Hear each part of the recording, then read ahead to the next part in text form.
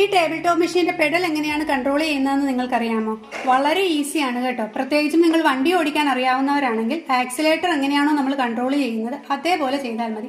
കാലിതേ ഇങ്ങനെയാണ് വെക്കേണ്ടത്. വിരലിന്റെ പോർഷൻ ഇവിടെയും ഉപ്പൂറ്റിയുടെ പോർഷൻ ഇവിടെയുമാണ് വരേണ്ടത്. എന്നിട്ട് നമ്മൾ ആ വിരൽ കൊണ്ട് മെല്ലെ ഒന്ന് പ്രസ് ചെയ്ത് കൊടുത്താൽ മനസ്സിലായില്ലേ? വളരെ മെല്ലെ ഇത് മൂവ് ചെയ്യുമ്പോൾ എപ്പോഴും തുണി അടിയിൽ വെക്കുക, അല്ലെങ്കിൽ നീഡിൽ ഒടിഞ്ഞു പോകും കേട്ടോ. നിങ്ങൾ കൺട്രോൾ ചെയ്ത് പഠിക്കുമ്പോൾ ഫാസ്റ്റായിട്ട് ചെയ്യണം. ഫാസ്റ്റായിട്ട് പ്രസ് ചെയ്താൽ ഫാസ്റ്റായിട്ട് മൂവ് ചെയ്യും. വളരെ മെല്ലെ പ്രസ് ചെയ്താൽ വളരെ മെല്ലെ കണ്ടോ ഇങ്ങനെ ചെയ്യും. മീഡിയമായിട്ട് പ്രസ് ചെയ്താൽ ഇങ്ങനെ ചെയ്യും. ആദ്യം ഇതുപോലെ കൺട്രോൾ ചെയ്ത് പഠിക്കുക, എങ്കിൽ വളരെ ഈസി ആയിട്ട് നിങ്ങൾക്ക് ഈ മെഷീനിൽ സ്റ്റിച്ചിങ് തുടക്കക്കാർക്കും പഠിക്കാൻ പറ്റും. അപ്പോൾ സ്റ്റിച്ചിങ് തുടക്കക്കാർക്കും ഈ ഏത് മെഷീനിലും, ടേബിൾ ടോപ്പ് മെഷീനിലും നമ്മുടെ സിംഗിൾ മെഷീനിലും ഒക്കെ പഠിപ്പിക്കുന്ന ക്ലാസ് നമ്മൾ സ്റ്റാർട്ട് ചെയ്തിട്ടുണ്ട്. താല്പര്യമുള്ളവർ ഈ വാട്സാപ്പ് നമ്പറിൽ കോൺടാക്ട് ചെയ്യുകയോ ഈ ലിങ്കിൽ കയറി നോക്കുകയോ ചെയ്യുക.